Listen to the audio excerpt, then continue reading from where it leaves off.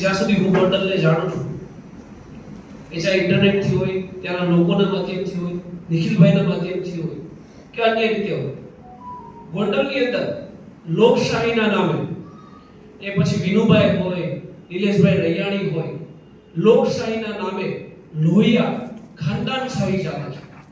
એનો મતલબ સીધો સાદો એ છે કે લોકશાહી કોને કહેવાય? લોકશાહી એટલે કે હરેક વ્યક્તિ પોતાનું અભિપ્રાય જણાવી શકે, મંતવ્ય જણાવી શકે, લોકશાહીની અંદર ભાગ લઈ શકે, લોકશાહીની અંદર વોટિંગ પ્રક્રિયા, ઉમેદવારીમાં તટસ્થપણે તમામ પ્રક્રિયાઓ થાય, કોઈ વ્યક્તિ ચૂંટાય, જીતે, એને લોકશાહી કહેવાય.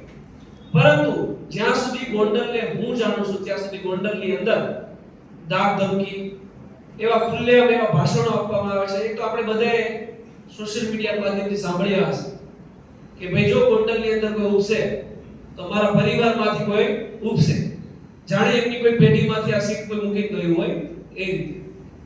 અને જો કોઈ વ્યક્તિ સાહસ પણ કરે છે તો એનું પણ લોહિયાળ પરિણામ આપણે જોઈ ચૂક્યા છે. એવી પણ ખુલ્લેઆમ ધમકી આપવામાં આવે કે હું ઈ જ છું જે 2008 માં 2004 માં હતો. તો અહીંયા સમજવાની એક મુખ્ય વસ્તુ એ છે, અને બીજો પોઈન્ટ પણ છે કે જિગીશાબેને અવારનવાર કીધું અત્યારે અહીંયા 80% પાટીદારોની વસ્તી છે ગોંડલની અંદર. એમ છતાંય જો આપણી વસ્તી હોવા છતાં પણ ત્યાં કોઈ પણ પાટીદારનો એમએલએ ના હોય ને તો એ આપણા માટે શરમથી ડૂબી જવાની વાત છે.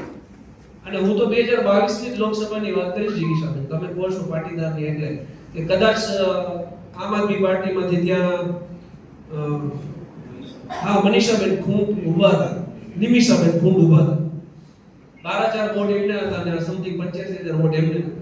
તો પાટીદાર વ્યક્તિ ઉભવા છતાં ત્યાં હારે છે. એનો મતલબ કોઈના કોઈ જગ્યાએ એવું થાય છે કે આપણે જ મનોમંથન કરવાની જરૂર છે. પાટીદાર સમાજને જ મનોમંથન કરવાની જરૂર છે કે આવું કેમ થાય છે.